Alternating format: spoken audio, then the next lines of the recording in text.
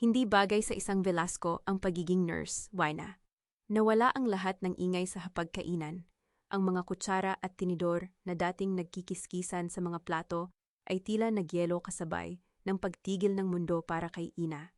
Nakaupo siya roon sa mahabang mesa ng mansyon ng mga Velasco. Hawak ang baso ng tubig na hindi niya maubos-ubos. Nasa harap niya ang mga pagkaing inihanda ng personal na kusinero ng pamilya. Inihaw na salmon, truffle pasta, at iba pang putaheng hindi niya kayang bigkasin ang pangalan. Ngunit wala siyang ganang kumain. Si Doña Belinda Velasco, ang kanyang bihenan, ay nakaupo sa dulo ng mesa na parang reyna ng isang kaharian. Nakataas ang baba, nakaawang ang mga labi sa isang ngiting hindi umaabot sa mata. Nakatingin siya kay Wina na parang sinusuri ang isang bagay na nabili sa palengke, mura, sira, at hindi karapat-dapat sa kanilang tahanan. Sa susunod, baka sabihin mo pa sa mga kaibigan ko na anak ka ng trooper ng jeep, patuloy ni Doña Belinda. Ang boses ay matamis ngunit may lason. Nakakahiya naman sa mga Velasco. Naramdaman ni Aina ang init sa kanyang mga pisngi. Hindi siya huminga ng malalim. Hindi siya umimik. Ang kanyang mga kamay, na sanay humawak ng mga batang, may lagnat at mga pasyenteng umiiyak, ay nanginginig sa ilalim ng mesa. Tiningnan niya si Santi, ang kanyang asawa. Ang lalaking nangakong mamahalin siya kahit ano paman. Ngunit si Santi ay nakatingin sa kanyang plato. Ngumunguya siya ng dahan-dahan, walang emosyon sa mukha, parang walang narinig. Parang hindi siya ang asawang minsang nagsabing, "Ikaw ang kanlungan ko, Ina. Hindi kita ipagpapalit sa mundo." Mahinang sabi ni Anton, ang panganay na kapatid ni Santi, na may bahid ng pagkainip sa boses. Tama na nga, nakakahiya sa mga bisita. Bakit? Totoo naman, sagot ni Doña Belinda, hindi man lang lumingon sa anak. Ang mga mata niya ay nakaipit kay Wina. Kailangan niyang matutunan ang lugar niya sa pamilyang ito.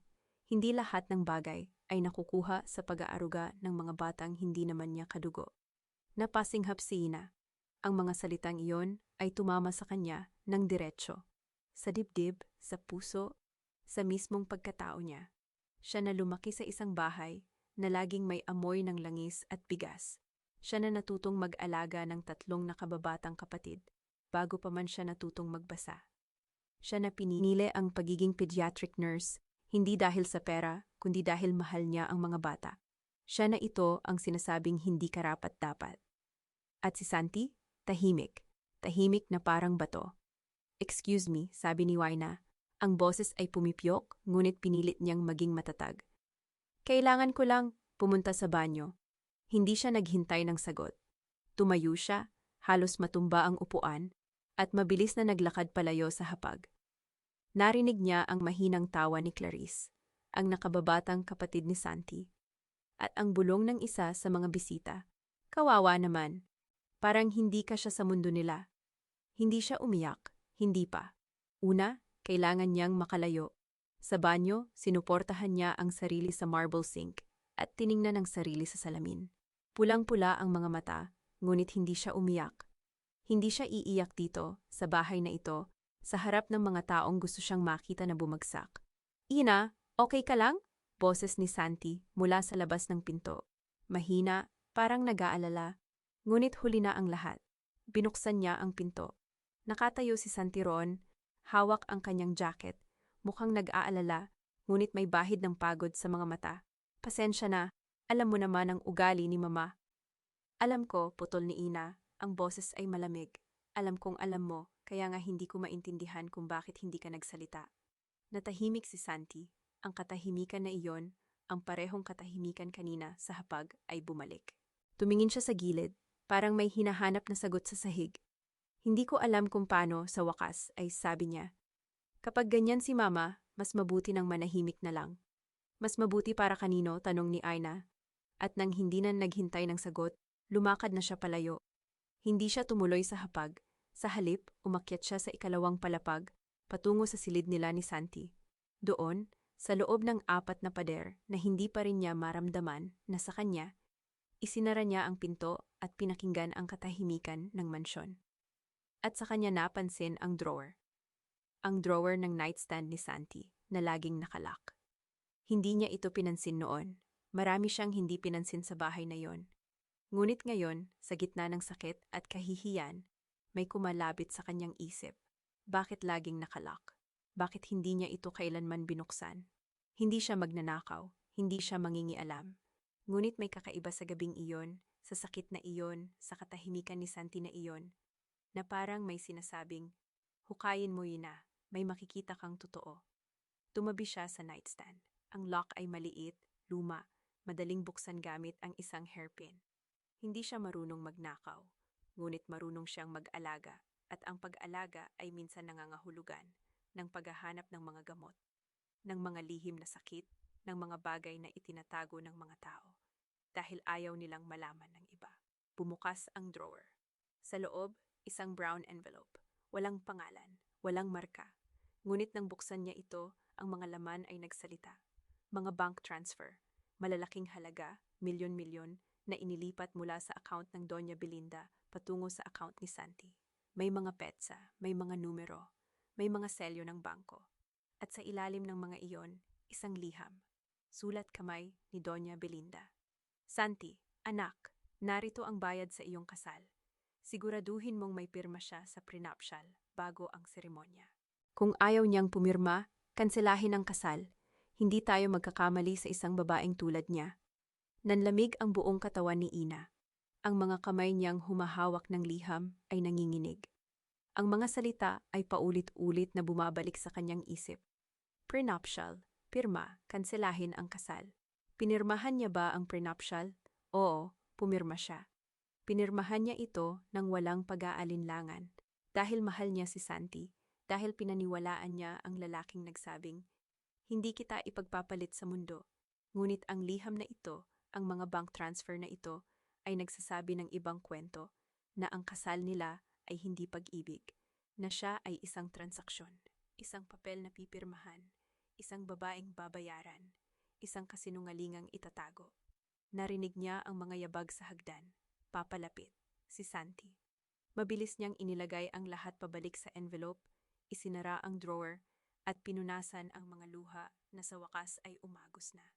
Hindi siya umiyak sa harap ng mga Velasco. Hindi siya iiyak sa harap ni Santi. Bumukas ang pinto. Nakatayo si Santi roon, nakatingin sa kanya na may pag-aalala sa mga mata. Ina, nag-aalala ako sa'yo. Bakit ka umalis ng ganon? Tiningnan siya ni Ina, ang lalaking minahal niya, ang lalaking pinakasalan niya. Ang lalaking tahimik na nanunood habang pinapahiya siya ng kanyang ina. At ang lalaking may lihim na mga bank transfer at isang liham na nagsasabing ang kasal nila ay isang negosyo. Pagod lang ako, sabi niya, ang boses ay kalmado. Kailangan ko lang ng pahinga. Hindi siya nagsinungaling, pagod siya. Pagod na siyang magpanggap na kasya siya sa mundong ito. Pagod na siyang lunukin ang mga kahihiyan. Pagod na siyang maniwala sa isang lalaking hindi kayang ipagtanggol siya. Bukas na lang natin pag-usapan, sabi ni Santi. Lumapit siya at hinawakan ang kamay niya. Magpahinga ka na, tumango si Ina. Ngunit nang hawakan siya ni Santi, hindi niya naramdaman ang init na dati. Naramdaman niya ang lamig ng mga bank transfer, ang lamig ng liham, ang lamig ng katahimikan ng isang lalaking hindi nagsalita para sa kanya. Kinabukasan, habang nasa hospital siya, hindi niya maalis sa isip ang liham. Ang mga salita ni Doña Belinda ay paulit-ulit na bumabalik. Siguraduhin mong may pirma siya sa prenuptial. Bakit kailangang bayaran si Santi para pakasalan siya? Bakit kailangang may prenuptial kung mahal niya raw siya? Habang inaayos niya ang mga gamot ng isang batang may lagnat, may naramdaman siyang kakaiba. Isang vibration mula sa kanyang bulsa. Kinuha niya ang phone, isang text mula sa hindi kilalang numero. May alam ako tungkol sa kasal mo. Kailangan mong malaman ang totoo. Magkita tayo sa Cafe Lucia, 7 p.m. Huwag mong sabihin kanino man. Tumigil ang mundo ni Aina. Tiningnan niya ang mensahe.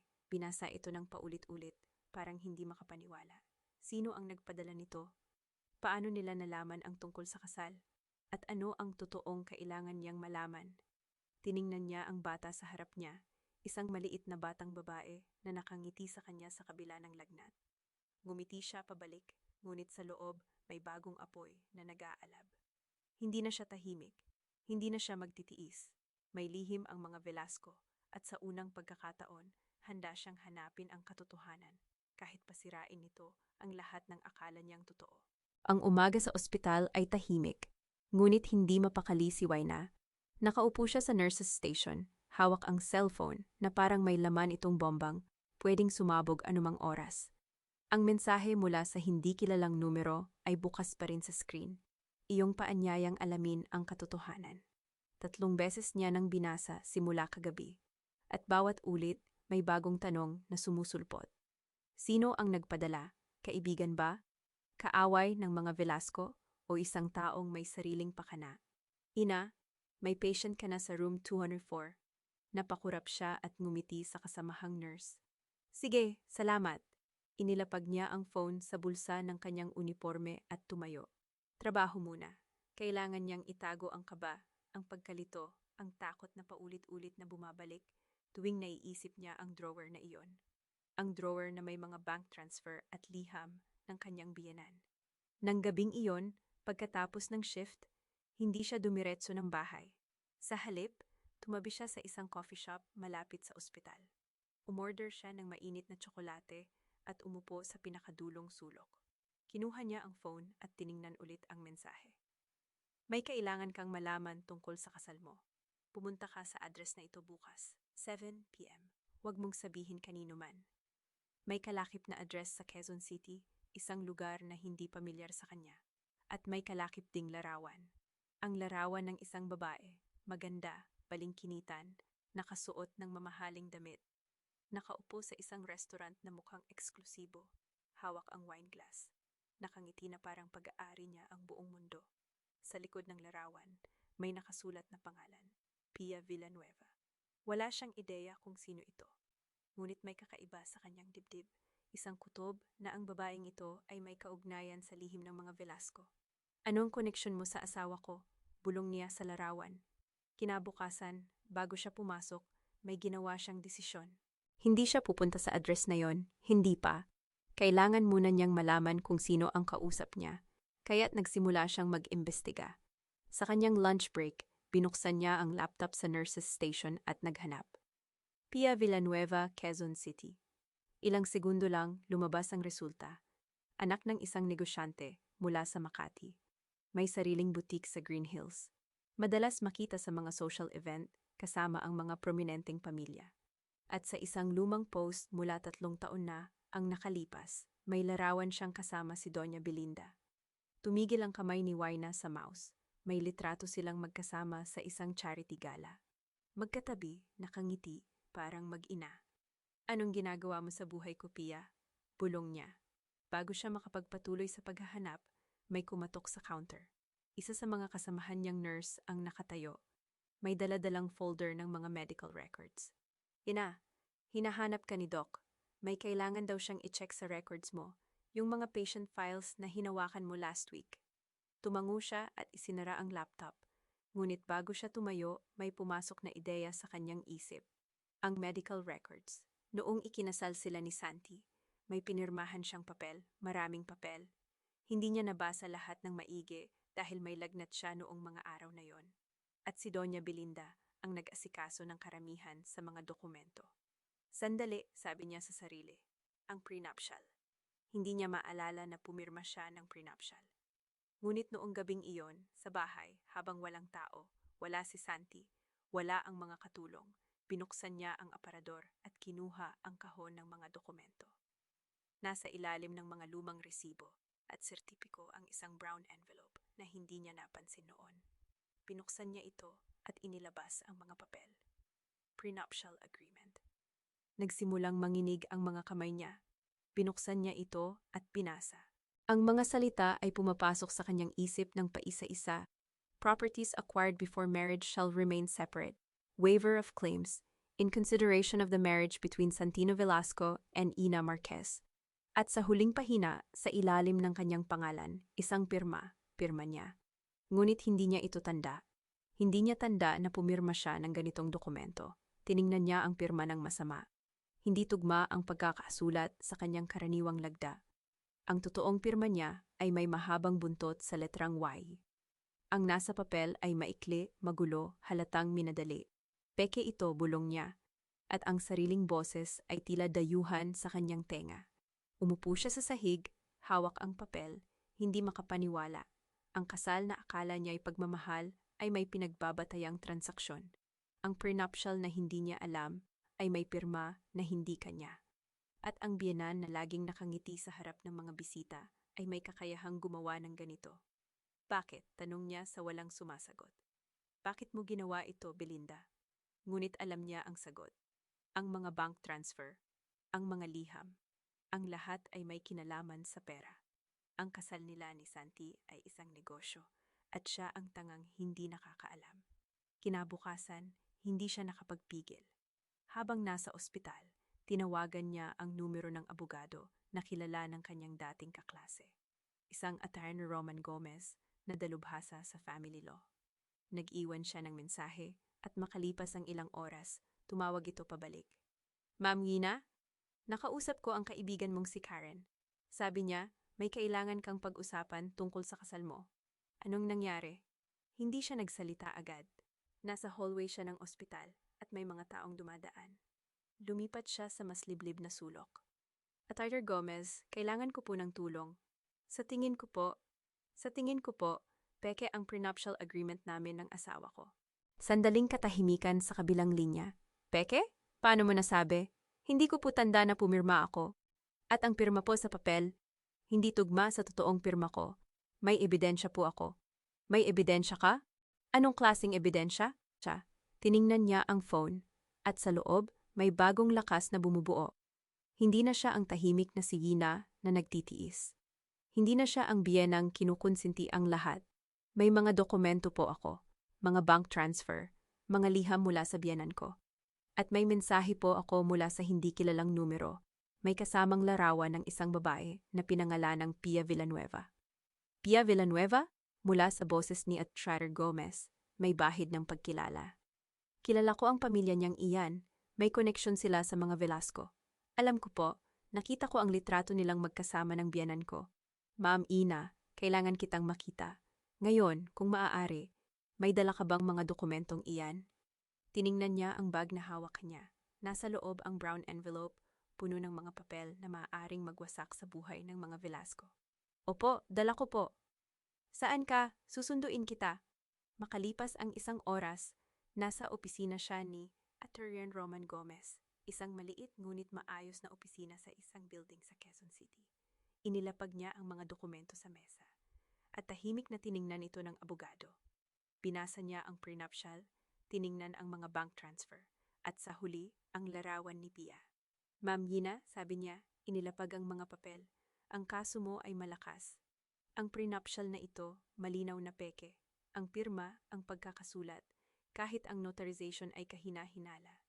At ang mga bank transfer na ito, kasama ang mga liham ng biyenan mo, ay nagpapatunay na ang kasal ay isang transaksyon.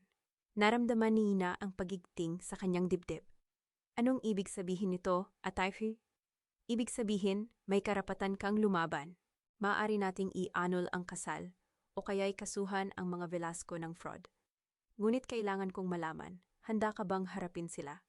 Tiningnan niya ang mga dokumento sa mesa, ang peking pirma, ang mga lihim na bank transfer, ang larawan ng babaeng maaaring pumalit sa kanya. At naalala niya ang gabing iyon, ang hapunan kung saan siya pinahiya, at si Santi na tahimik lamang. Attorney Gomez, sabi niya, at sa unang pagkakataon, ang kanyang boses ay matatag. Handa na po ako. Simulan na natin. Ngumiti ang abogado at inilahad ang kamay.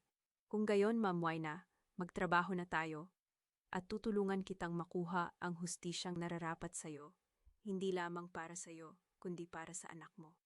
Tumango siya at sa sandaling iyon, sa maliit na opisina ng isang abogado na hindi niya kilala noong umagang iyon, naramdaman niya ang unang hakbang ng kanyang paglaya. Hindi na siya nag-iisa, hindi na siya tahimik, at sa unang pagkakataon sa mahabang panahon, naniwala siyang kaya niyang manalo. Ang opisina ni Attorney Gomez ay napuno ng amoy ng lumang papel at kape na kanina pa nakatingga sa mesa. Nakaupo si Gina sa harap ng abogado. Ang mga mata ay nakatuon sa mga dokumentong nakakalat sa pagitan nila. Ang kanyang puso ay tila may sariling ritmo, mabilis, sabik, at puno ng pag-aalinlangan. Ma'am Yina, panimula ni Ate Gomez habang inaayos ang mga papel. May nahanap akong bagay na kailangan mong malaman. Tumango siya, hindi makapagsalita. Ang kanyang mga palad ay pinawisan. Simula nang matuklasan niya ang Peking prenuptial agreement. Ang bawat araw ay parang paglalakad sa isang minahan. Hindi mo alam kung saan sasabog ang susunod na bomba. Ang pamilya Velasco, patuloy ng abogado, ay may malaking utang. Hindi ito ordinaryong utang. Ito ay mula sa mga taong hindi nagpapatawad. Ang mga apartment building na pag-aari nila sa Quezon City, karamihan ay isinangla na. Ang negosyo ng pamilya halos wala na, napalunok si Ina. Pero, paano? Ang dami nilang ari-arian, ang dami nilang kayabangan. Ang kayabangan, ngumiti ng pait si Atercero Gomez, ay madalas natakip sa katotohanan. At ang katotohanan, Ma'am Ina, ay ito. Ang pamilya Velasco ay nasa bingit ng pagkabangkarote. At ang tanging paraan nila para mailigtas ang kanilang sarili ay ang trust fund ng iyong anak. Biglang nanlamig ang buong katawan ni Aina. Trust fund? Anong trust fund? Kinuha ng abogado ang isang dokumento mula sa folder. Ang lolo ni Santi, ang yumaong Don Alejandro Velasco, ay nag-iwan ng malaking trust fund. Ngunit may kondisyon. Ang pera ay mapupunta lamang sa unang apo na isisilang sa pamilya. At dahil si Amara ang unang apo, ang trust fund na iyon ay mapupunta sa kanya. Pero, bata pa si Amara. Hindi naman niya kailangan ng pera ngayon. Hindi para sa kanya, mariing sabi ni Tyron Gomez. Ang trust fund ay nasa ilalim ng pangangalaga ng pamilya hanggang sa maging 18 taong gulang ang bata. At habang nasa ilalim ng pangangalaga ng mga Velasco ang bata, sila ang may kontrol sa pera. Sila ang gagamit nito para bayaran ang kanilang mga utang. Tumayo si Ina, ang mga tuhod ay nanginginig. Kaya pala ayaw nilang umalis ako. Kaya pala pinipilit nila akong manatili sa bahay na iyon. Hindi dahil mahal nila ako o mahal nila si Amara, kundi dahil pera lang pala kami. May isa pang bagay, mahinang sabi ng abogado. Kailangan mong malaman. Ano pa? Umiling si Ate Gomez, ang mukha ay puno ng awa. Ang asawa mo, si Santi, alam niya ang plano ng kanyang ina. Para bang may humampas sa dibdib ni Ina. Umupo siya pabalik. Ang mga mata ay nagsimulang mapuno ng luha. Hindi maaari. Santi, hindi siya ganon. Hindi siya sasang-ayon sa ganoong plano. Hindi ko sinasabing sumang-ayon siya, paliwanag ng abogado. Pero alam niya, may mga ebidensya, mga email, mga mensahe sa pagitan niya at ng kanyang ina. Hindi siya kumilos laban dito. Hindi siya nagprotesta. Tahimik siyang pumayag. Ang mga luha ay nagsimulang bumagsak sa mga pisngi ni Ina. Hindi dahil sa galit, kundi dahil sa sakit ng pagkakanulo. Ang lalaking pinakasalan niya, ang lalaking sinabing mahal niya, ay tahimik na napanood habang ang kanyang ina ay nagplano laban sa kanya. Bakit? Bulong niya. Bakit hindi niya ako sinabihan? Bakit hindi niya ako pinrotektahan? Marahil, malumanay, nasabi ni Ate Gomez. Natatakot siyang mawala ang lahat. Ang kanyang pamilya, ang kanyang pangalan, ang kanyang seguridad. Minsan, Ma'am-Yina, ang mga tao ay pumipili ng kanilang sariling kaligtasan kaysa sa hustisya. Pinunasan ni Ina ang kanyang mga luha. Ang mga ito ay unti-unting napalitan ng ibang emosyon, galit. Hindi ang mainit na galit na sumusunog, kundi ang malamig na galit na nagpapalinaw ng isip. Atayr Gomez, ang kanyang boses ay matigas na. Ano pang ebidensya ang kailangan natin? Napangiti ang abogado, isang ngiti ng paghanga. Iyan ang gusto kong marinig. May nakolekta akong mga dokumento mula sa mga nakaraang kaso laban sa mga Velasco. Mga demanda, mga reklamo, mga kaso ng panloloko. Hindi lahat ay nanalo, pero lahat ay may pattern. Ang pamilyang ito ay may kasaysayan ng paggamit ng ibang tao para sa kanilang sariling kapakanan. Inilabas niya ang isang makapal na folder. Ang mga dokumentong ito ay magpapatibay sa ating kaso. Ipapakita nito na hindi ito ang unang pagkakataon na ginamit ng mga Velasco ang kanilang kapangyarihan para takpan ang kanilang mga kasalanan. Tiningnan ni Waina ang folder. Ang kanyang mga kamay ay nanginginig. Kaya may pagkakataon tayong manalo? Mayroon tayong higit pa sa pagkakataon, Ma'am Ina. Mayroon tayong katotohanan. At sa korte, minsan, iyan ay sapat na. Sa sandaling iyon, sa gitna ng mga dokumento at ebidensya, naramdaman ni Ina ang isang pagbabago sa kanyang loob. Hindi na siya ang takot na manugang na tahimik na nagtitiis. Hindi na siya ang babaeng nagulat sa pagtuklas ng mga lihim. Siya na ngayon ang babaeng may alam at ang kaalaman ay kapangyarihan. Ngunit sa gitna ng kanyang galit at determinasyon, isang bagay ang kumirot sa kanyang puso, ang kanyang anak, si Amara. Ang maliit na batang babae na walang kasalanan, na isinilang sa isang pamilyang handang gamitin siya para sa pera. Paano ko sasabihin kay Amara, mahinang sabi niya, na ang kanyang lola at ang kanyang ama ay handang ipagbili siya para sa kanilang utang? Hindi mo kailangang sabihin sa kanya ngayon, sagot ni Attorney Gomez. Sa ngayon, kailangan mong protektahan siya. At ang pinakamahusay na paraan para protektahan siya ay ang manalo sa kasong ito. Tumango si Aina, ang kanyang mga mata ay naniningkit. Kailangan kong makita sila. Kailangan kong harapin sila. Ma'am Aina, hindi pa tayo handa. Hindi ko sasabihin ang tungkol sa kaso, putol niya. Pero kailangan nilang malaman na hindi na ako ang tahimik na babaeng maaari nilang kontrolin. Kailangan nilang malaman na may alam ako. Nag-alinlangan si Attorney Gomez, ngunit nakita niya ang apoy sa mga mata ni Aina. Kung iyan ang gusto mo, pero mag-ingat ka. Ang mga Velasco ay mapanganib kapag sila ay nasulok. Alam ko, sabi ni Ina, ang kanyang boses ay kalmado ngunit matatag. Pero hindi na ako natatakot sa kanila. Hindi na ako natatakot kahit kanino. Kinagabihan, sa malaking hapagkainan ng mansyon ng mga Velasco, ang hangin ay tila mas malamig kaysa karaniwan. Nakaupo si Doña Belinda sa dulo ng mesa. Ang kanyang mga mata ay mapanuri. Sa tabi niya ay sina Anton at Clarice, ang mga kapatid ni Santi, na abala sa kanilang mga cellphone. At sa kabilang dulo, tahimik na nakaupo si Santi. Ang kanyang mga mata ay hindi tumitingin kay Waina. Napakabihirang dumalo ka sa aming hapunan, pagsisimula ni Doña Belinda. Ang kanyang boses ay puno ng pagkukunwaring interes. May okasyon ba? Umupo si Waina sa kanyang upuan. Ang kanyang likod ay tuwid. Ang kanyang mga kamay ay nakalapat sa mesa. Wala naman, Donya. Naisip ko lang na oras na para makasama ko ang pamilya. Napatingin si Santi sa kanya. Ang kanyang mga mata ay puno ng pag-aalala. Ina, okay ka lang ba? Okay ako, ngumiti siya.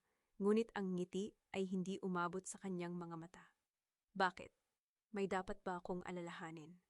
Naramdaman ni Doña Belinda ang pagbabago sa tono ni Ina. Ang kanyang mga mata ay naging malamig. Wala naman. Naisip ko lang na baka may problema ka. Alam mo, kung may kailangan ka, maaari mo kaming lapitan. Talaga, bahagyang tumagilid ang ulo ni Ina. Lalapitan ko kayo kung may kailangan ako. Ganun ba iyon? Siyempre, nakangiting sabi ni Doña Belinda. Ngunit ang kanyang mga mata ay nagsisiyasat. Pamilya tayo. Pamilya, ulit ni Ana na parang tinitingnan ng salita.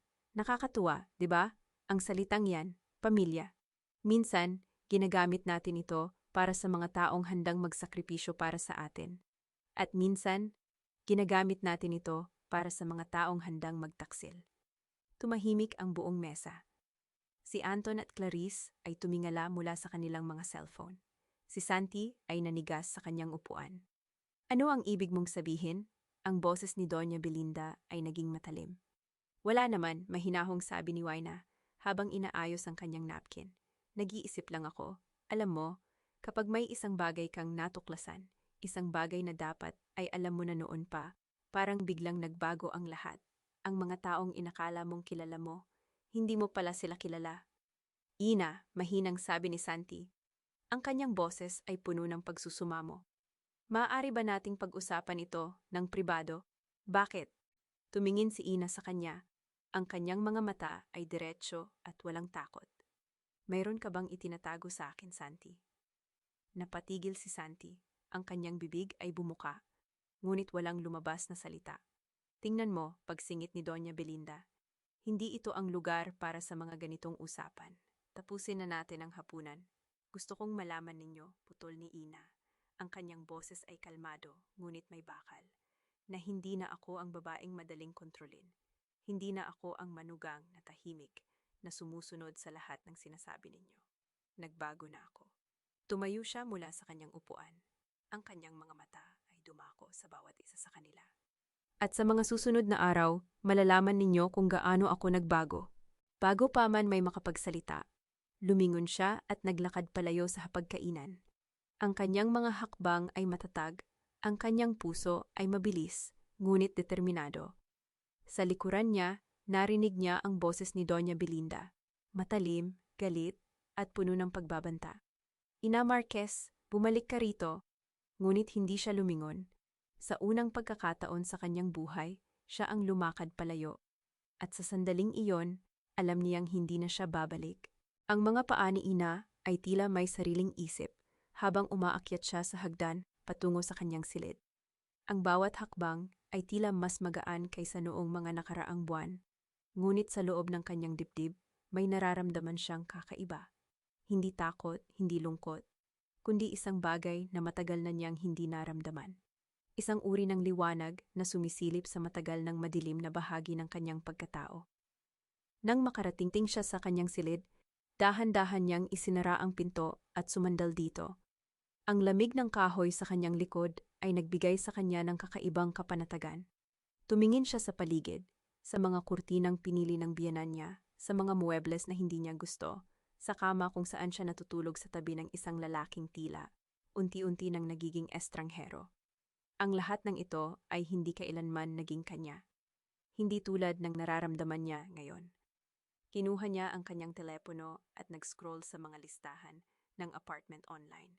Ang mga daliri niya ay mabilis na gumalaw, naghahanap ng maliit, abot-kayang lugar sa lukban, malapit sa kanyang ina, malayo sa mga Velasco. May nakita siyang isang maliit na unit malapit sa palengke, 2 kwarto, sapat para sa kanya at kay Amara.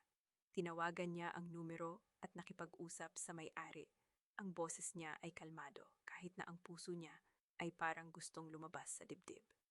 Opo, available pa po ba ang unit? Bukas po ba pwede kong tingnan? Tanong niya. Ang mga salita ay lumalabas ng may kakaibang tibay. Habang nakikipag-usap, narinig niya ang pagbukas ng pinto sa likuran. Hindi siya lumingon, ngunit alam niya kung sino iyon, ang pamilyar na presensya ni Santi. Ang bango ng kanyang pabango, ang bigat ng kanyang mga hakbang. Yena, sabi ni Santi. Ang boses ay malamig at matigas. Kailangan nating mag-usap. I'm on the phone, sagot niya. Hindi inaalis ang tingin sa kanyang telepono. Sandali lang, nang matapos siya sa tawag, saka lamang siya humarap kay Santi. Nakatayo ito sa may pintuan. Ang mga braso ay nakakross, ang mukha ay walang emosyon. Sa mga nakaraang taon, ang ganitong tingin ay nagpaparamdam kay Yina na siya ay maliit, na siya ay nagkamali, na siya ay kailangang magpaliwanag. Ngunit ngayon, iba na. Anong kailangan mo? Tanong niya. Ang boses ay pantay at kalmado. Anong ginagawa mo kanina sa hapunan? Bumalik na tanong ni Santi. Bakit mo hinahamak ang nanay ko sa harap ng lahat? Hindi ko siya hinamak. Sinabi ko lang ang totoo. Huminga siya ng malalim. Santi, alam mo ang totoo. Alam mo ang plano ng nanay mo tungkol sa trust fund ni Amara. Alam mo ang tungkol sa peking prenuptial. At wala kang ginawa. Natahimik si Santi. Ang kanyang panga ay naninigas. Hindi ganoon kasimple iyon, Yina. Bakit hindi? Tumalikod siya at binuksan ang kanyang cabinet. Kinuha ang kanyang maleta. Ipaliwanag mo sa akin, bakit hindi mo ako ipinagtanggol? Bakit hindi mo sinabi sa nanay mo na hindi na ako ang sunod-sunuran mong asawa? Ina, huwag kang magmadali. Pag-usapan natin ito ng mahinahon. Mahinahon? Napahinto siya sa pagtitiklop ng kanyang damit, tumingin kay Santi na may ngiti na hindi abot sa kanyang mga mata. Santi, ilang taon na akong mahinahon, ilang taon na akong tahimik, sumusunod, nagtitiis. At saan ako dinala noon? Wala. Wala akong nakuha, kundi sakit at pag-aalinlangan. Kinuha niya ang kanyang maleta at inilagay sa kama. Sinimulang ilagay ang kanyang mga damit. Ang bawat piraso ng damit na kanyang tiniklop ay tila nag-aalis ng bigat sa kanyang dibdib.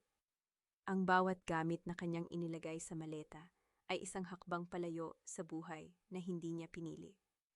Saan ka pupunta? Tanong ni Santi. Ang boses ay may bahid ng pag-aalala na hindi niya kayang itago. Sa bahay ng nanay ko, sa Lukban. Itinuloy niya ang pag-iimpake. May titingnan akong apartment bukas. Mag-a-apply ako bilang nurse sa hospital doon. Ina, huwag kang magpadalos-dalos. Si Amara. Si Amara ay sasama sa akin. Huminto siya at humarap kay Santi. Ang kanyang mga mata ay matigas, ngunit may lambot sa gilid. Si Amara ay anak ko. At hindi ko siya iiwan sa bahay na ito, sa pamilyang ito, na may planong gamitin ang kanyang trust fund para sa sarili nilang kapakanan. Hindi mangyayari iyon. Hindi ko hahayaan. Hindi mo ba narinig ang sinabi ko kanina? Lumapit siya kay Santi, nakatitig sa kanyang mga mata. Ako na ang may kontrol sa buhay ko. Hindi ka na makakapagpasya para sa akin. Hindi na ako ang babaeng iyon. Natahimik si Santi. Ang kanyang mga mata ay naghahanap ng mga salita na hindi lumalabas. Sa sandaling iyon, nakita ni Aina ang isang bagay sa kanyang mukha, hindi galit, hindi paghamak, kundi isang uri ng pagkawala. Na parang napagtanto ni Santi na ang babaeng minahal niya noon, ang tahimik at sunod-sunuran na si Ina, ay hindi na babalik. Sana ay maintindihan mo, Santi, mahinang sabi niya. Ang boses ay may bahid ng lungkot. Minahal kita. Minahal kita ng buong puso ko. Ngunit hindi sapat ang pagmamahal kung hindi ka ipaglalaban. Hindi sapat ang pagmamahal kung ikaw ay sasaktan araw-araw sa katahimikan. Tumalikod siya at ipinagpatuloy ang pag-iimpake. Narinig niya ang paghinga ni Santi, ang mga hakbang nito palayo sa kwarto. Nang marinig niya ang paghampas ng pinto, isang luha ang tumulo sa kanyang pisngi. Ngunit mabilis niya itong pinunasan at nagpatuloy. Kinabukasan, maaga siyang umalis ng bahay. Dinala niya si Amara sa paaralan bago magtungo sa Lukban. Ang biyahe ay tahimik, ang mga mata niya ay nakatuon sa mga tanawin, ang mga palayan, ang mga kabundukan, ang mga simbahang matatanda. Tila ang bawat pagdaan ay nagpapaalala sa kanya kung saan siya galing, kung sino siya bago siya naging Rina Velasco. Pagdating niya sa Lukban, sinalubong siya ng kanyang ina, si Aling Nena, sa may pintuan ng kanilang maliit na bahay. Ang kanyang ina ay payat. Ang mukha ay may mga kulubot na tanda ng mahabang taon ng pagtatrabaho sa palengke. Ngunit ang kanyang mga mata ay puno ng pagmamahal. Ina, anak, sabi ng kanyang ina. Niyakap siya ng mahigpit. Bakit ka nandito? May problema ba? Ma, huminga siya ng malalim. Ang mga mata ay nagsisimula ng mapuno ng luha. Aalis na ako. Aalis na ako sa bahay ng mga Velasco. Hindi ko na kaya. Niyakap siya muli ng kanyang ina. Ang mga kamay ay marahan na humahaplos sa kanyang likod. Alam ko, anak. Alam ko. Matagal ko nang nakikita na hindi ka masaya. Hindi ko lang alam kung paano ka tutulungan. Hindi mo kailangang tumulong, ma. Kailangan ko lang ng masisilungan. May titingnan akong apartment mamaya. Anak, dito ka muna. Dito ka sa amin habang nag-aayos ka. Hindi ka na kailangang magrenta pa. Ang mga mata ng kanyang ina ay puno ng determinasyon. Maliit lang ang bahay natin, pero sapat na para sa inyo ni Amara. Napaiyak si Aina. Sa unang pagkakataon sa mahabang panahon, naramdaman niya ang isang uri ng kapanatagan na hindi niya naramdaman sa bahay ng mga Velasco. Ang amoy ng nilutong isda, ang tunog ng mga manok sa labas, ang boses ng kanyang ina, lahat ng ito ay tila nagpapaalala sa kanya ng kanyang mga ugat, ng kanyang pagkatao. Ma, maraming salamat, bulong niya. Huwag kang magpasalamat, anak. Ina mo ako. Saan ka man magpunta, nandito lang ako. Nang hapong iyon, tiningnan ni Gina ang apartment malapit sa palengke. Maliit ito, 2 kwarto, may lumang bintana na may tanawin sa mga bubong ng mga bahay. Hindi ito marangya, hindi ito malaki, ngunit sa unang pagkakataon, naramdaman niya na ito ay maaaring maging kanya. Na dito, siya ay malaya. Kukunin ko na po, sabi niya sa may-ari. Ang boses ay matatag. Kailan po ako makakalipat? Kahit bukas, anak, babayaran mo lang ang unang buwan at deposito. Ngumiti siya, isang tunay na ngiti na matagal na niyang hindi nagawa. Salamat po. Habang pauwi sa bahay ng kanyang ina, nakatanggap siya ng tawag mula kay Atayer Gomez. Ina, may magandang balita, sabi ng abogado. Nakuha ko na ang lahat ng kailangan nating dokumento. Ang mga kasong isinampa laban sa mga Velasco noong nakaraan. May mga pattern. Ang kanilang paraan ng paggawa ng peking dokumento. Ang mga testigo na handang magsalita. May laban tayo. Napahinto siya, ang mga kamay ay nanginginig sa kanyang telepono. Talaga po?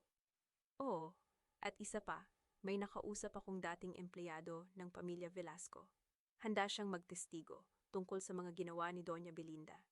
Hindi lang sa'yo, kundi sa iba pang mga taong siniraan niya. Huminga siya ng malalim, ang mga mata ay napapikit. Sa sandaling iyon, naramdaman niya ang isang bagay na hindi niya inaasahan. Hindi takot, hindi pangamba, kundi isang uri ng pag-asa.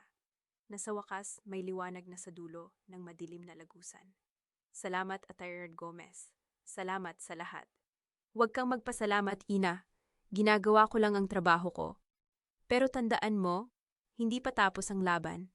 Maghahanda tayo para sa pagdinig. Kailangan mong maging matatag. Kaya ko po, kaya ko na.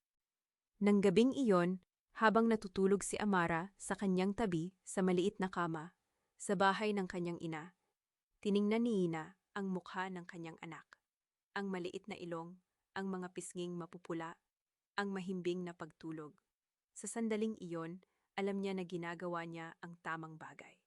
Na ang lahat ng paghihirap na ito ay para sa batang ito. Para sa kanilang dalawa. Hindi na kita iiwan, anak, bulong niya. Hinahaplos ang buhok ni Amara. Hindi na nila tayo magagamit.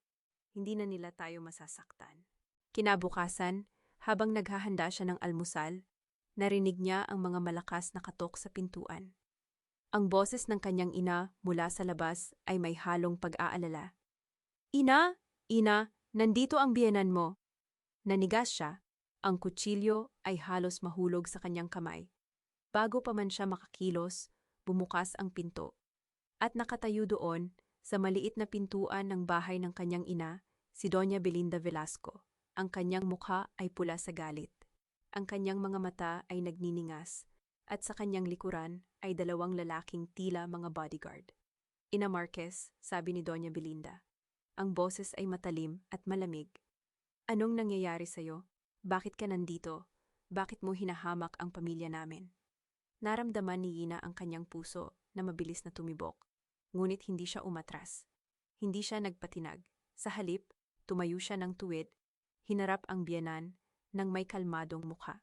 Ma'am Belinda, sabi niya, ang boses ay pantay. Hindi kita inaasahan dito, ngunit mabuti na lang at nandito ka. May sasabihin sana ako sa'yo. Ano? Singhal ni Doña Belinda. Anong masasabi mo pagkatapos mong hamakin ako sa harap ng pamilya natin? Hindi kita hinamak. Sinabi ko lang ang totoo. Humakbang siya papalapit, ngunit hindi masyadong malapit. Alam mo ang totoo, Ma'am Belinda. Alam mo na peke ang prenuptial na yon. Alam mo na may plano kayong gamitin ang trust fund ni Amara.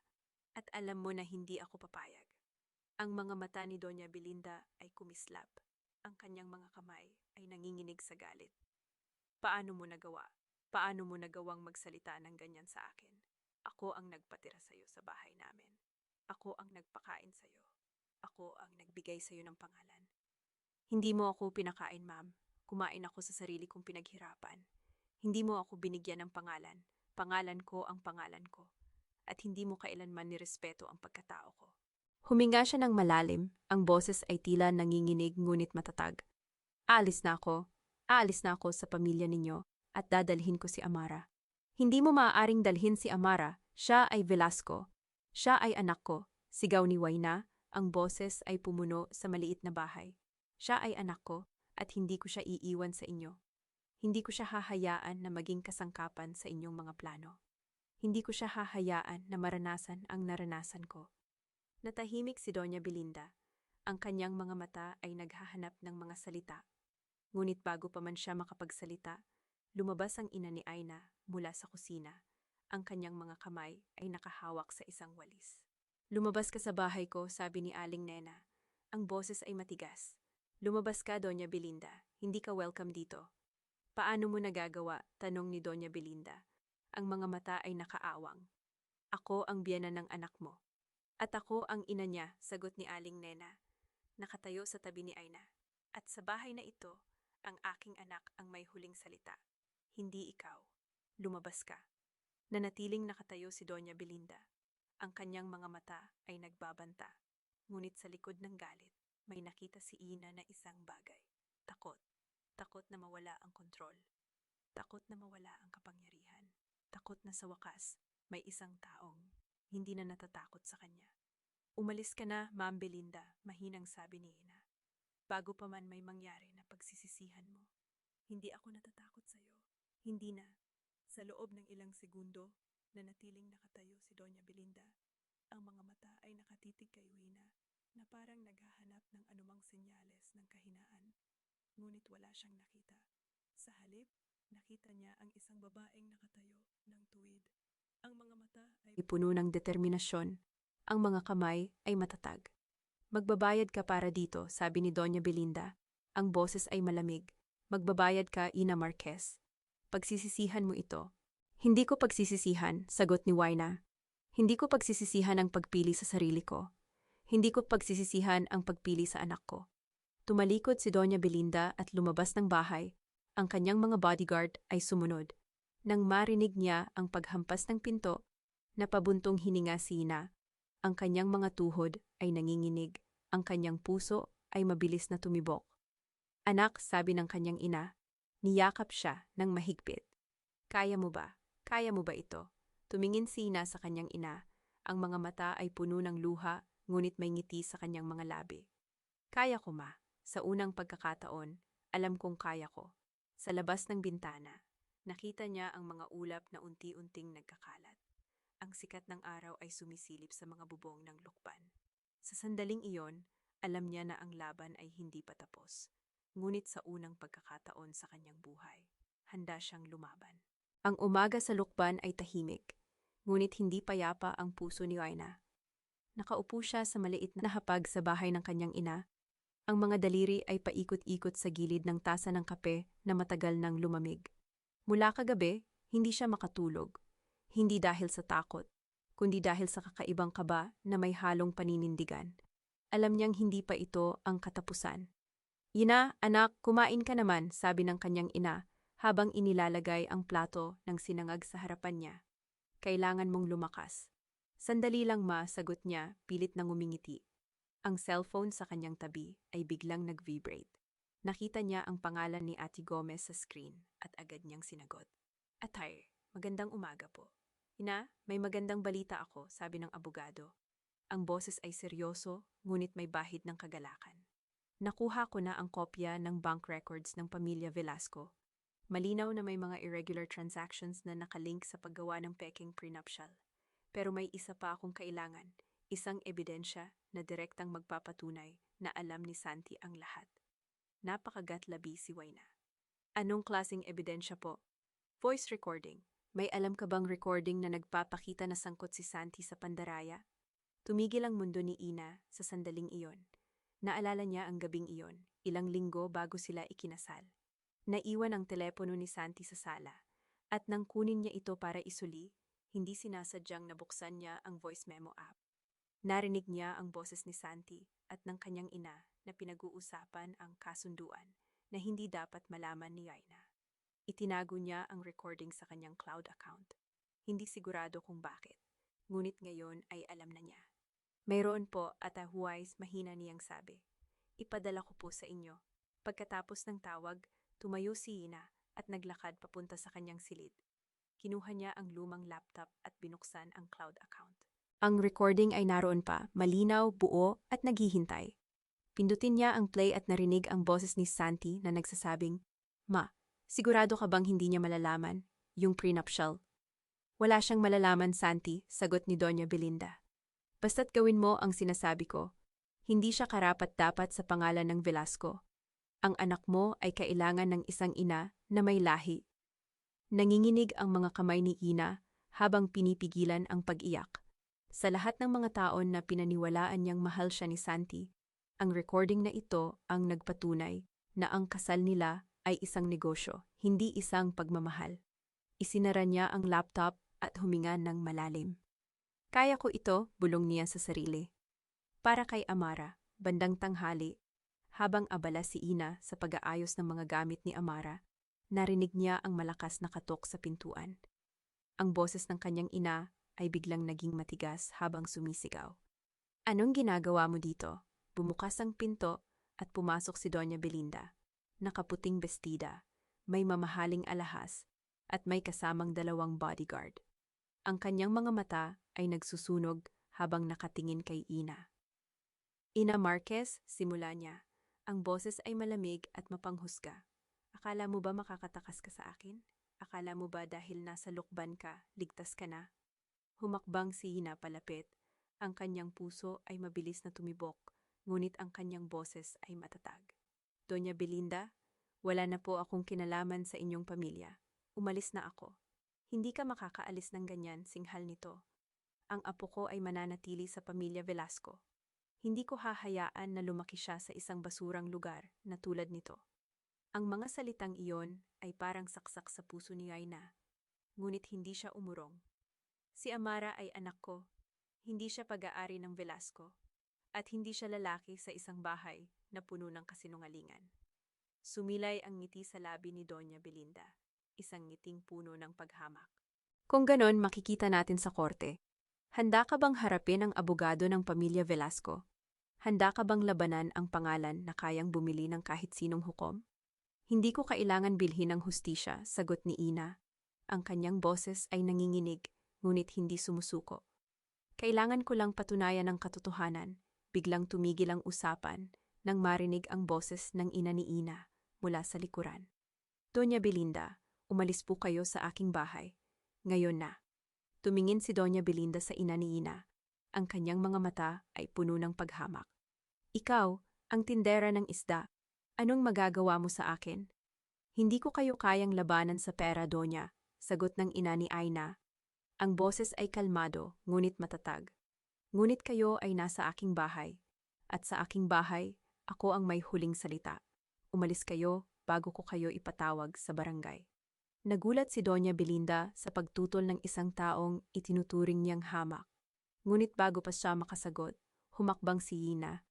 Hawak ang cellphone na naka-record. Doña, may ipaparinig po ako sa inyo, sabi niya, at pinindot ang play.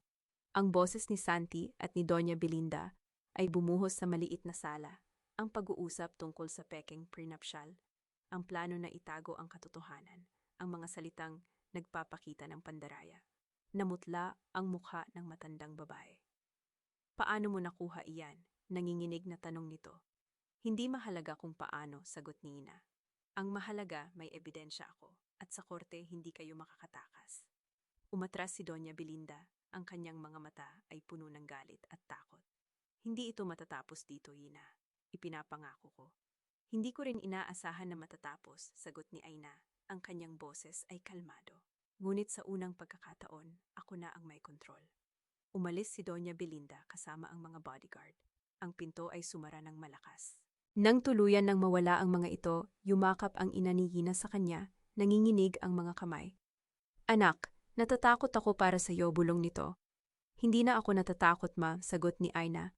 Ang kanyang mga mata ay puno ng luha, ngunit may ngiti. Sa unang pagkakataon, alam kong kaya ko. Kinabukasan, nagpunta si Ina sa isang klinika sa Lucena para sa DNA test. Kailangan niyang patunayan na si Santi ang ama ni Amara. Hindi para sa pera, kundi para sa karapatan ng kanyang anak na lumaki sa isang tahanan na puno ng pagmamahal, hindi ng kasinungalingan. Hawak niya ang kamay ni Amara habang kinukuha ang sample. Ang maliit na bata ay nagtatanong, Mommy, bakit tayo nandito? Para sa ating dalawa, anak, sagot niya. Hinalikan ang noo nito. Para sa ating magandang kinabukasan. Pagkatapos ng DNA test, tinawagan niya si Attier Gomez at ipinadala ang voice recording. Ang abogado ay tahimik sa loob ng ilang segundo bago nagsalita. Ina, ito ang pinakamalakas na ebidensya na meron tayo. Sa recording na ito, malinaw na si Doña Belinda ang nag-utos at si Santi ay sumang-ayon. Hindi sila makakatakas dito. Salamat, Atay, sabi ni Aina, ang kanyang boses ay puno ng pasasalamat. Handa na akong harapin ang lahat. Ang mga araw ay lumipas ng mabilis. Si Ina ay naghanda, nag-ayos ng mga dokumento, nakipag-usap kay Atelier Gomez at tiniyak na ang lahat ng ebidensya ay nasa lugar. Gabi-gabi, habang natutulog si Amara, nakaupo siya sa harap ng laptop. Binabasa ang bawat detalye ng kaso, tinitiyak na wala siyang makalimutan. Ina, kailangan mo ring magpahinga, sabi ng kanyang ina isang gabi. Inilalagay ang isang baso ng mainit na gatas sa harapan niya. Hindi ako mapakalima, sagot niya.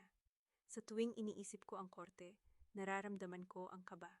Ngunit sa tuwing nakikita ko si Amara, nararamdaman ko ang lakas.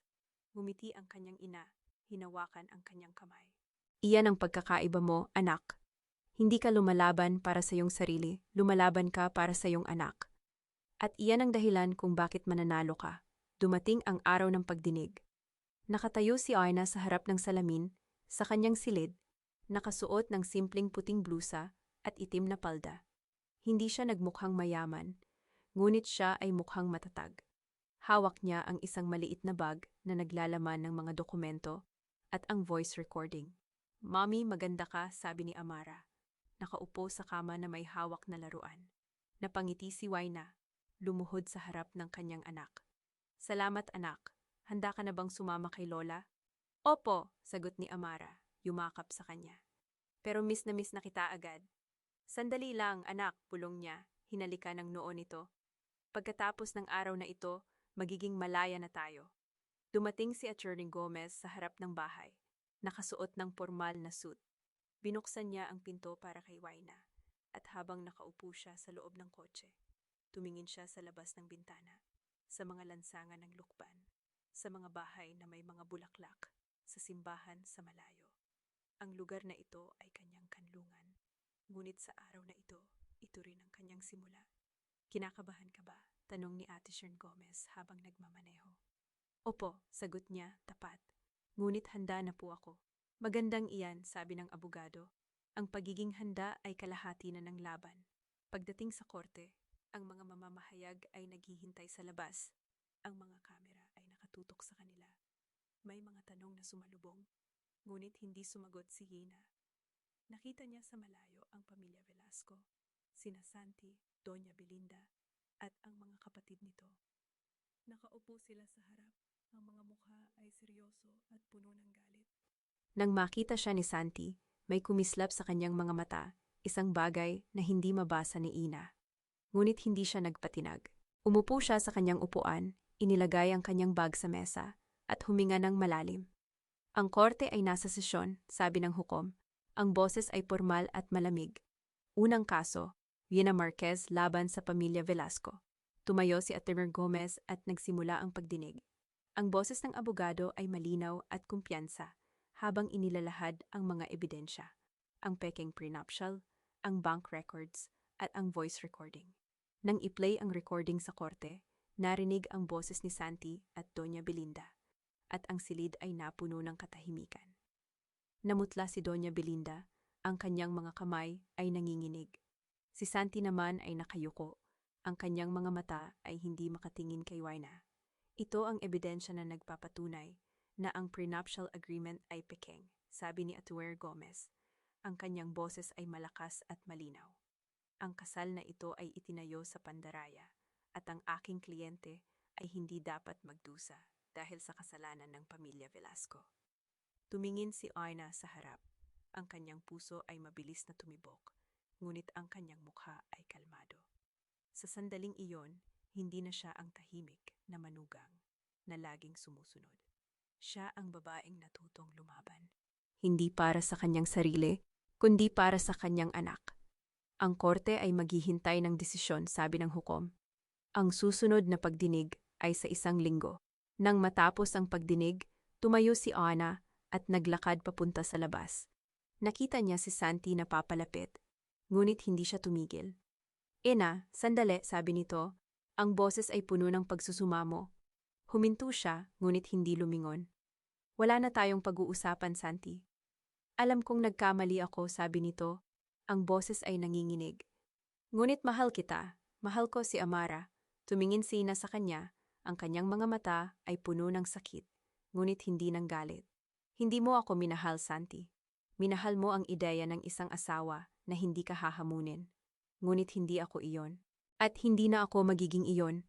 Umalis siya, ang kanyang mga hakbang ay matatag. Sa labas, ang sikat ng araw ay sumalubong sa kanya. At sa unang pagkakataon sa mahabang panahon, naramdaman niya ang init nito sa kanyang balat. Yina, tawag ni Atty. Gomez sumalubong sa kanya. Magaling ang ginawa mo sa loob. Salamat, Ati, sagot niya, ngumiti. Ngunit hindi pa tapos ang laban. Hindi pa sang-ayon ng abogado. Ngunit sa unang pagkakataon, nasa tama na ang ebidensya. Sumakay siya sa kotse at tumingin sa labas ng bintana. Ang mga ulap ay unti-unting nagkakalat. Ang sikat ng araw ay sumisilip sa mga bubong ng lukban. Sa sandaling iyon, alam niya na ang laban ay hindi pa tapos. Ngunit sa unang pagkakataon sa kanyang buhay, handa siyang lumaban, hindi lamang para sa kanyang sarili, kundi para sa kanyang anak, para sa kanilang kalayaan, at para sa isang bagong simula na naghihintay sa kanya. Ang silid ng hukuman ay tila lumiliit sa bawat pagtibok ng puso ni Waina. Nakaupo siya sa tabi ni Atty. Roman Gomez, ang kanyang mga palad ay basa ng pawis na pinupunasan niya ng palihim sa kanyang damit. Sa kabilang panig, nakita niya si Doña Belinda, matuwid ang likod, nakaangat ang baba, nakatingin sa harap, na parang siya ang nagmamay-ari ng buong gusali. Sa tabi ng matandang babae, nakaupo si Santi. Hindi siya nito tiningnan kahit isang beses. Ang korte ay nagpapatuloy, pahayag ng hukom. Isang babaeng nasa 55 taong gulang na may malamig ngunit patas na mukha. Atty. Gomez, handa na ba ang depensa ng inyong kliyente? Handa na po, Your Honor. Tumayo si Atty. Gomez, inayos ang kanyang salamin, at sinalubong ang mga mata ng hukom. Ngunit bago po ang lahat, nais kong ipresenta ang dalawang bagong ebidensya na magpapatunay sa pandarayang naganap laban sa aking kliyente, si Wina Marquez Velasco. Bulong-bulungan ang lumaganap sa likuran niya. Nilingon ni Ina ang mga tao, mga mamamahayag, ilang kamag-anak ng mga Velasco, at ilang kakilala mula sa lukban na dumating upang suportahan siya. Sa isang sulok, nakita niya si Pia, nakaupo ng tahimik. Ang mga mata ay nakatutok sa kanya. Anong ebidensya ito? Tanong ng hukom. Una po, isang voice recording na nagtatala ng pag-uusap sa pagitan ni Doña Belinda Velasco at ng kanyang dating abogado, kung saan malinaw na ipinapakita ang plano upang pikeyin ang prenuptial agreement ng aking kliyente. Kinuha ni Atty. Gomez ang isang USB drive mula sa kanyang briefcase at inilagay ito sa recording device ng korte. Ikalawa, ang resulta ng DNA test na nagpapatunay na si Amara, ang anak ng aking kliyente, ay tunay na anak ni Santi Velasco. Ang katahimikan ay bumagsak sa silid. Nakita ni Aina kung paano bahagyang nanginig ang kamay ni Doña Belinda habang hinawakan nito ang kanyang kwintas. Ang mukha ng matandang babae ay nanatiling matigas. Ngunit ang mga mata nito ay nagtraidor ng takot. Your Honor, ito po ay hindi katanggap-tanggap. Nagsimula ang abogado ng mga Velasco, ngunit pinutol siya ng hukom. Hayaan nating marinig ang recording. Nang magsimula ang boses ni Doña Belinda na lumabas mula sa speaker, naramdaman ni Waina ang kanyang puso na tumibok ng napakalakas. Ang boses ng matandang babae ay malinaw, walang pag-aalinlangan. Gagawin natin ang lahat upang hindi siya makakuha ng kahit isang sentimo. Kailangan nating siguraduhin na ang prenuptial na iyon ay pumapabor sa atin. Kung kinakailangan, gagawa tayo ng paraan upang maging peke ang dokumento. Ang silid ay sumabog sa bulungan. Ang mga mamamahayag ay mabilis na nagsulat. Ang kanilang mga kamay ay parang mga ibong lumilipad. Nakita ni Yina si Santi. Ang kanyang mukha ay namutla. Ang kanyang mga mata ay nakabukas ng malapad. Nakatingin sa kanyang ina na parang hindi siya kilala. Nanay, mahina niyang sabi. Halos hindi marinig. Wala kang dapat ikabahala, anak. Mabilis na sabi ni Doña Belinda. Ngunit ang kanyang boses ay nanginginig. Ang recording na iyon ay maaaring peke. Hindi mo ba nakikita? Ito ang plano ng babaeng iyon upang sirain tayo. Your Honor, pagsingit ni Atty. Gomez, ang recording na ito ay mayroong digital signature na nagpapatunay ng pagiging tunay nito. Mayroon din po kaming ekspertong saksi na handang magpatunay sa kanyang pagsusuri. Ang hukom ay tumango. Itatala ang ebidensya. Ipagpapatuloy natin. Ngunit bago pa man matapos ang pagsasalita ng hukom, may nangyari na hindi inaasahan ni Waina. Nakita niya si Doña Belinda na mabilis na kumuha ng isang sobre mula sa kanyang bag. Ang mga mata ng matandang babae ay nag-aapoy, naghahanap ng paraan upang iligtas ang sarili. Your Honor, sabi ni Doña Belinda, tumayo. Nais kong makipag-usap sa inyo ng pribado. Mayroon akong isang bagay na maaaring magpabago sa inyong desisyon. Ang hukom ay nagtaas ng kilay. Sa lahat ng naririto, Doña Belinda, hindi ito ang tamang paraan. Pakiusap, Your Honor, isang sandali lamang. Si Ina ay nakaramdam ng kakaibang pakiramdam. May mali. Nakita niya kung paano yumuko ang isang opisyal ng korte kay Doña Belinda at sa isang iglap, ang sobre ay lumipat ng kamay. Ngunit hindi ito nakaligtas sa mga mata ng hukom. Ano iyan? Matalim na tanong ng hukom. Wala po, Your Honor, mabilis na sagot ng opisyal. Dalhin dito ang sobre. Ang opisyal ay nag-atubili, ngunit sa tingin ng hukom, lumakad siya papunta sa mesa at inilagay ang sobre.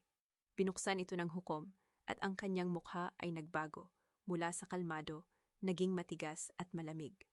Doña Belinda Velasco, mabagal na sabi ng hukom, ito ba ay isang pagtatangkang suhulan ang korte? Ang silid ay sumabog muli, ang mga mamamahayag ay nagsisigawan, ang mga kamera ay kumikislap. Nakita ni Waina si Doña Belinda na nanginginig sa unang pagkakataon. Ang matandang babae ay mukhang maliit, mukhang natatakot. Your Honor, hindi po nagsimula ni Doña Belinda. Ngunit ang kanyang boses ay pumutok. Dalhin siya sa kustodiya, utos ng hukom sa mga opisyal, at i-refer ang kasong ito sa ombudsman para sa karagdagang investigasyon. Nanay, sigaw ni Santi, tumayo, ngunit ang kanyang mga kamay ay pinigilan ng mga opisyal. Nanay, ano ang ginawa mo? Wala akong ginawa, anak. Ito ay isang pagkakamali. Ngunit ang kanyang mga protesta ay nilunod ng mga opisyal na humila sa kanya palayo. Si Ina ay nakaupo lamang, hindi makagalaw.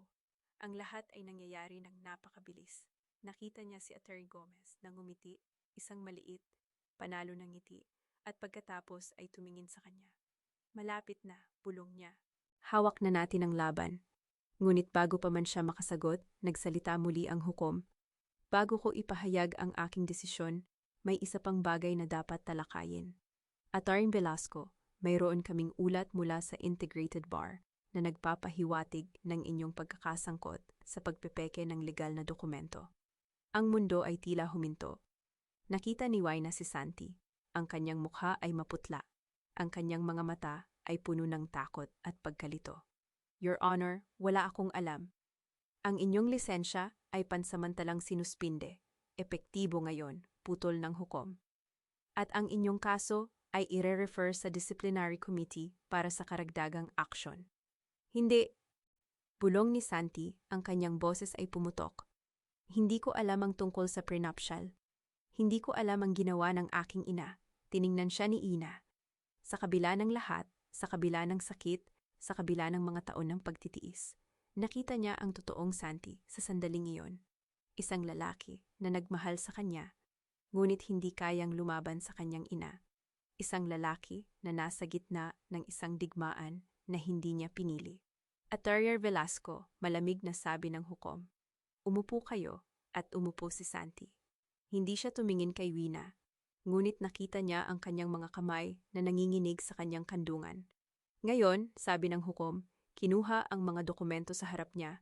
Ipinapahayag ko ang aking desisyon sa kaso ng annulment na inihain ni Ina Marquez Velasco at sa kaso ng kustodiya ng menor de edad na si Amara Marquez Velasco. Ito ang hatol ng korte. Ang bawat salita ay tila mabagal, mabigat. Naramdaman ni Aina ang kanyang hininga na naghihintay. Ang kanyang puso ay parang tambol sa kanyang dibdib. Ang prenuptial agreement na ipinakita ng pamilya Velasco ay idineklarang peke at walang bisa. Ang kasal ni Waina Marquez at Santino Velasco ay idineklarang null and void dahil sa vitiated consent. Ang kustodiya ng menor de edad na si Amara ay ibinibigay sa ina, si Ina Marquez. Ang mga salita ay lumutang sa hangin. Naramdaman ni Ina ang isang alon ng emosyon na bumalot sa kanya. Kaluwagan, sakit, tagumpay, kalungkutan. Tumingin siya kay Ate Jer Gomez na ngumiti sa kanya at tumango. "Congratulations, Ina," mahina niyang sabi. Ngunit bago pa man siya makasagot, narinig niya ang isang boses sa likuran. Isang maliit, mahinang boses. "Mommy," lumingon siya. Nasa pintuan si Pia, hawak ang kamay ni Amara. Ang maliit na batang babae ay tumakbo papunta sa kanya. Ang kanyang mga bisig ay nakabuka. "Amara!" Lumuhod si Ina at sinalo ang kanyang anak. Niyakap ito ng mahigpit. Naramdaman niya ang maliliit na kamay na yumakap sa kanyang leeg, ang amoy ng buhok ng kanyang anak, ang init ng katawan nito. "Umuwi na tayo, Mommy," bulong ni Amara. Tumingin si Ina sa paligid. Nakita niya si Santi. Nakaupo pa rin. Ang kanyang mukha ay walang ekspresyon, ngunit ang kanyang mga mata ay basa. Nakita niya si Pia, na ngumiti sa kanya, isang ngiti na may halong paggalang at paalam. Nakita niya ang mga mamamahayag na nagmamadaling lumabas, ang mga opisyal ng korte na nag-aayos ng mga dokumento. "Oo, anak," mahina niyang sabi. Hinawakan ang kamay ni Amara. "Uuwi na tayo." Lumabas sila sa silid ng hukuman. Ang araw ay sumisikat ng maliwanag sa labas. Ang hangin ay malamig, ang simoy ng lukban ay pumupuno sa kanyang mga baga. Huminto siya sa hagdan ng korte. Hinawakan ang kamay ni Amara at tumingin sa malayo. "Mommy, bakit ka umiiyak?" tanong ni Amara. Ang kanyang maliit na kamay ay pinupunasan ang pisngi ni Ina. Napagtanto ni Ina na umiiyak pala siya. Ngunit hindi ito luha ng sakit. Ito ay luha ng paglaya. "Masaya lang ako, anak," ngumiti siya. Napakasaya. Tumingin siya sa likod, sa gusali ng korte. Nakita niya si Attorney Gomez na lumalabas. Ang kanyang briefcase ay nasa kamay. "Ina," tawag niya. "Kailangan mo bang magpahinga? May sasakyan ako." "Hindi na, Atiet," sagot niya. Ang kanyang boses ay matatag. "May sinundo ako." At totoo nga. Sa di kalayuan, nakita niya ang isang tricycle na humihinto. Ang driver, si Mang Ben, ang kanyang kapitbahay sa Lukban, ay ngumiti sa kanya. "Ina, Amara, sakay na." Tumawa si Amara, ang kanyang maliit na katawan ay nanginginig sa tuwa. "Tricycle, Mommy, tricycle!" Sumakay sila, si Ina ay nakaupo sa likod, habang si Amara ay nakaupo sa kanyang kandungan. Ang simoy ng hangin ay humahampas sa kanilang mga mukha habang umaandar ang tricycle. Ang mga bahay at puno ng lukban ay dumaraan. "Mommy," sabi ni Amara, ang kanyang ulo ay nakasandal sa dibdib ni Ina. "Pwede na ba tayong mag-alaga ng aso?" Napangiti si Ina. "Bakit naman?" "Kasi sabi mo, kapag malaya na tayo, pwede na tayong mag-alaga ng aso." "Malaya na ba tayo, Mommy?" Tumingin si Ina sa langit, asul, malinaw, walang ulap. Naramdaman niya ang bigat na bumitaw sa kanyang mga balikat, ang mga tao ng pagtitiis na natunaw sa sikat ng araw. "Oo, anak," mahina niyang sabi. Hinalikan ang tuktok ng ulo ni Amara. "Malaya na tayo." At sa unang pagkakataon sa napakatagal na panahon, naramdaman ni Ina ang tunay na kapayapaan. Hindi ang katahimikan ng pagsuko, kundi ang katahimikan ng isang babaeng natutong piliin ang sarili, at ang kanyang anak, at ang kanilang bagong simula. Ang unang sinag ng araw ay dumaan sa manipis na kurtina ng maliit na apartment sa Lukban. Hindi ito ang malawak na mansyon ng mga Velasco, ni hindi rin ito ang masikip na bahay na amoy langis at isda noong bata pa si Waina. Ito ay isang bagong espasyo, sarili nila ni Amara, na may mga kahon na hindi pa gaanong nabubuksan at isang maliit na paso ng halaman sa bintanang inilagay niya noong nakaraang gabi. Sa unang pagkakataon sa napakatagal na panahon, hindi nagmadaling bumangon si Waina. Nakinig siya sa tahimik na paghinga ni Amara sa tabi niya, ang maliit na katawan na nakakulot sa ilalim ng kumot na may print ng mga pusa. Dahan-dahan niyang hinaplos ang buhok ng bata at ngumiti ng bahagyang kumunot ang noo ni Amara sa kanyang pagtulog. "Mommy," ungol ni Amara. Hindi pa rin nagmulat ng mata. "May pasok ka ba ngayon?" "Oo, anak. Pero hindi pa tayo late." Hinalikan ni Aina ang pisngi ng anak. "Gigisingin na lang kita kapag kumulo na ang tubig." Umupo siya sa gilid ng kama at tumingin sa paligid. Ang apartment ay maliit, isang kwarto, isang maliit na kusina, at isang banyong halos kasya lang ang isang tao. Ngunit sa unang pagkakataon, hindi siya nakaramdam ng pagkakakulong. Ang mga dingding na ito ay hindi pader ng isang bahay na may mga lihim. Ito ay isang tahanang unti-unti niyang itinatayo sa sarili niyang mga kamay. Nang pumasok siya sa klinika ng Dr. Reyes, isang maliit na health center sa gitna ng bayan, nakaramdam siya ng kakaibang kaba. Hindi ito ang malaking pagamutan sa Lucena, na may mga naka-aircon, na pasilyo at nagmamadaling mga residente. Dito, ang mga pasyente ay naghihintay sa mga upuang kahoy. May mga nakatatandang babae na nagkukuwentuhan habang hawak ang kanilang mga reseta at mga batang tumatakbong pasulpot-sulpot sa gilid ng pinto. Ah, ikaw na nga pala ang bagong nurse. Isang matandang babae ang lumapit sa kanya. May dalang isang basket ng saging. Ako si Aling Nena. Sabi ni Dr. Reyes, may darating daw na napakabait na nurse mula sa Lucena. Sigurado akong ikaw iyon. Opo, ako nga po si Waina, pero baka po nagkamali si Dr. Reyes. Aba, hindi maaaring magkamali si Dr. Reyes. Tumawa si Aling Nena. Inilapag ang basket sa mesa. Ito para sa'yo, galing sa mga pasyente. Sabi nila, noong 1 linggo pa daw nila, naririnig na may bagong nurse na darating na parang anghel. Napapitlag si Waina. Parang anghel? Sigurado po ba kayo na ako ang tinutukoy nila? Sino pa ba? Kumindat si Aling Nena. Sige, i-enjoy mo na lang ang saging. Baka kasi hindi ka na makakapag-agahan. Busy ang mga tao dito. Lalo na kapag may mga bata. Hindi pa man siya nakakapag-ayos ng kanyang gamit. May isang ina na dumating na bitbit ang isang umiiyak na bata. Ang bata, mga 4 na taon, ay may lagnat at namumula ang mga pisngi. Kumapit ito ng mahigpit sa kanyang ina. Takot na takot sa anumang mukhang medikal. Shh, okay lang, mahinang sabi ni Yaina. Lumuhod para pantayan ang taas ng bata. Ako si Tita Ina. Hindi kita tuturukan, promise. Titingnan ko lang kung gaano kainit ang katawan mo. Ang bata ay nag-alinlangan, ngunit may kakaibang kalmado sa boses ni Ina, na unti-unting nagpahupa sa kanyang pag-iyak. Dahan-dahan niyang inilapit ang kamay sa noo ng bata, at ngumiti nang maramdaman ang init. Mainit ka nga, pero alam mo ba, kapag mainit ang katawan, ibig sabihin nilalabanan ng katawan mo ang mga masasamang mikrobyo. Malakas ka pala, no? Ang bata ay napahinto sa paghikbi. Tinitigan si Ina nang may pagkamangha. Malakas ako? Oo, napakalakas. Parang sino ba ang paborito mong superhero? Si Kapitan Kid. Si Kapitan Kid. Di ikaw si Kapitan Kid ngayon. At ang mga mikrobyo, ang mga kontrabida. Tutulungan kita, okay? Tayo ang magkasama laban sa mga mikrobyo. Ang ina ng bata ay napangiti, napawi ang pag-aalala sa kanyang mukha. Salamat po, nurse. Hindi ko alam kung paano ko siya papakalmahin kanina. Kanina pa siya umiiyak mula pa sa bahay. Normal lang po sa mga bata ang matakot, sagot ni Waina. Inaayos ang kanyang mga gamit. Kailangan lang natin silang maintindihan. Kapag naramdaman nilang naiintindihan sila, mas nagiging kalmado sila.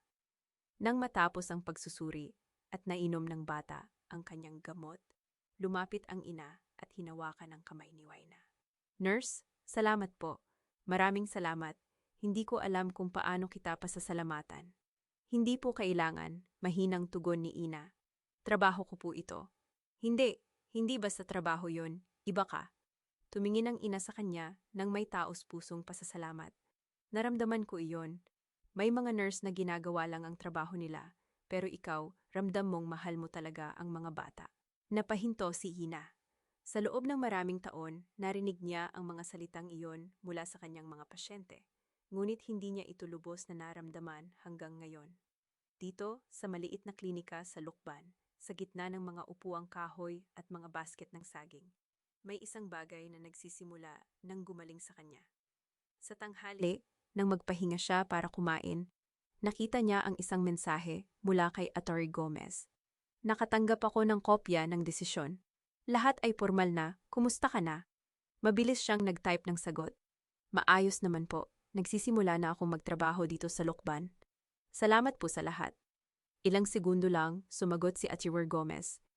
Hindi mo kailangang magpasalamat, Yina. Karapatan mo iyon. Ipagpatuloy mo lang ang iyong bagong buhay. Ikaw ang gumawa ng paraan para mangyari iyon. Tiningnan ni Juana ang kanyang telepono at sa unang pagkakataon, hindi siya nakaramdam ng lungkot sa pagbabasa ng mga salitang iyon. Hindi siya nag-iisa. May mga taong naniniwala sa kanya kahit na hindi niya alam noon. Nang umuwi siya sa apartment, sinalubong siya ni Amara na may dalang isang guhit. Isang bahay na may malaking araw at dalawang figura na magkahawak kamay. Para sa'yo, Mommy, ito tayo, ito ang bagong bahay natin. Kinuha ni Aina ang guhit at pinagmasdan ito ng matagal. Ang mga linyang hindi perpekto, ang mga kulay na lumalabas sa mga linya. Ngunit ang larawang iyon ay puno ng isang bagay na hindi niya kayang ilarawan, pag-asa. Ang ganda naman, anak, mahina niyang sabi, niyakap si Amara. Saan mo natutunan gumuhit ng ganito kaganda? Si Aling Nena, itinuro niya sa akin kanina habang naghihintay ako sa'yo. Sabi niya, kapag gumuhit ka ng bahay, dapat may araw lagi. Para maliwanag, napangiti si Ina, hinawakan ang mukha ng anak. Tama si Aling Nena, dapat laging maliwanag. Nang gabing iyon, pagkatapos kumain at maligo, umupo si Waina sa maliit na balkonahe ng kanilang apartment. Ang mga ilaw ng bayan ay kumikislap sa di kalayuan at ang hangin ay malamig at sariwa. Hindi ang mabigat na hangin ng Quezon City na laging may amoy ng usok at pagmamadali. Dito, ang langit ay puno ng mga bituin at ang katahimikan ay hindi nakakatakot. Ito ay nakapapawi. Naisip niya ang mga nakaraang taon, ang mga gabing hindi siya makatulog sa takot, ang mga araw na tila walang katapusan ang pagtitiis, ang mga sandaling naisip niyang hindi na siya makakawala. Ngunit narito siya ngayon, sa isang maliit na apartment sa Lukban, kasama ang kanyang anak, na may trabaho na nagbibigay sa kanya ng kahulugan. Hindi siya naghigante, hindi siya bumalik, pinili niya ang kanyang sarili. Bumukas ang pinto ng balkonahe, at lumabas si Amara na may dalang unan. Mommy, hindi ako makatulog. Pwede bang dito ako matulog? Halika rito, niyakap ni Ina ang anak. Inilagay ang ulo nito sa kanyang kandungan. Tingnan mo ang mga bituin. Ang dami, di ba? Oo, Mommy, sabi mo kapag malaya na tayo, pwede na tayong mag-alaga ng aso. Malaya na ba talaga tayo? Tumingin si Aina sa langit. Malinaw, payapa, puno ng mga bituin. Naramdaman niya ang bigat na bumitaw sa kanyang mga balikat, ang mga taon ng pagtitiis na natunaw sa malamig na hangin ng gabi. Oo, anak, mahina niyang sabi. Hinalikan ang tuktok ng ulo ni Amara. Malaya na tayo, at bukas maghahanap tayo ng aso. Napangiti si Amara, ang kanyang mga mata ay unti-unting nagiging mabigat. Saan tayo hahanap? Sa palengke bukas. May nakita akong nagbebenta ng mga tuta doon kanina. Pero kailangan mong mangako na ikaw ang mag-aalaga sa kanya, ha? Promise, Mommy, humikab si Amara. Ako ang mag-aalaga. Promise, promise. Nang makatulog ang bata, dahan-dahang hinimas ni Aina ang likod nito. Tumingin siya sa mga bituin at sa unang pagkakataon, sa napakatagal na panahon, naramdaman niya ang isang bagay na hindi niya alam na nawala, ang tunay na kapayapaan. Hindi ang katahimikan ng pagsuko, kundi ang katahimikan ng isang babaeng natutong piliin ang sarili, at ang kanyang anak at ang kanilang bagong simula. Bukas ay may bagong trabaho siya, mga bagong pasyente, at isang bagong araw na puno ng posibilidad. Ngunit sa gabing ito, sa maliit na balkonahe ng kanilang apartment sa Lukban, hawak ang kanyang natutulog na anak. Naramdaman ni Ina ang isang bagay na hindi niya kailanman naramdaman noon, ang tunay na kalayaan. At ngumiti siya, handa na siya sa anumang darating, na may pusong puno ng pagmamahal, hindi lamang para sa kanyang anak, kundi para sa kanyang sarili. Sa mga gabing tahimik sa Lukban, kapag hinihipa ng hangin ang mga kurtina, at naririnig mo ang malayong tawa ng mga batang naglalaro sa labas, doon mo mararamdaman na may mga kwentong hindi kailangan ng malaking tagpo para maging makabuluhan. Ganyan ang kwento ni Ina. Hindi ito kwento ng paghihiganti. Hindi rin kwento ng pagbabalik sa dating kinamumuhian. Ito ay kwento ng isang babaeng natutong makinig sa sariling boses. Ang boses na matagal niyang inilagay sa likod dahil sa takot, dahil sa obligasyon, dahil sa akala niyang pagmamahal. May mga taong dumarating sa buhay natin para turuan tayong magtiis. May mga pagkakataon namang dumarating para turuan tayong lumaban. Pero may mga yugto rin, at ito na ang pinakamahalaga, na dumarating para turuan tayong pumili. At ang pagpili, mga kaibigan, ay hindi laging tungkol sa pag-alis. Minsan, ito ay tungkol sa pananatili sa sarili mong kapayapaan. Kahit na nangangahulugang, kailangan mong iwanan ang mga taong inakala mong hindi mo kayang mabuhay nang wala. Si Ina ay hindi na ang tahimik na nurse na nagtitiis sa mga masasakit na salita sa hapagkainan. Siya na ang babaeng natutulog ng mahimbing sa maliit na apartment sa Lukban, kasama ang kanyang anak at ang pangakong hindi na niya hahayaang may magdikta ng kanyang halaga.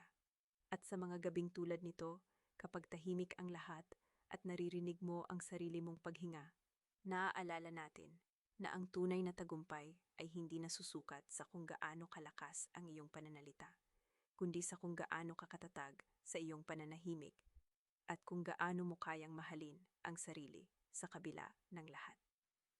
Salamat sa pagsama kay Waina sa kanyang paglalakbay. Sana sa sarili mong kwento, may lakas ka ring mahanap para piliin ang iyong sarili, araw-araw, sa maliliit na paraan, sa mga sandaling tahimik. Hanggang sa muli nating kwento. Mag-ingat ka palagi at huwag kalimutang piliin ang iyong sarili dahil karapat-dapat ka.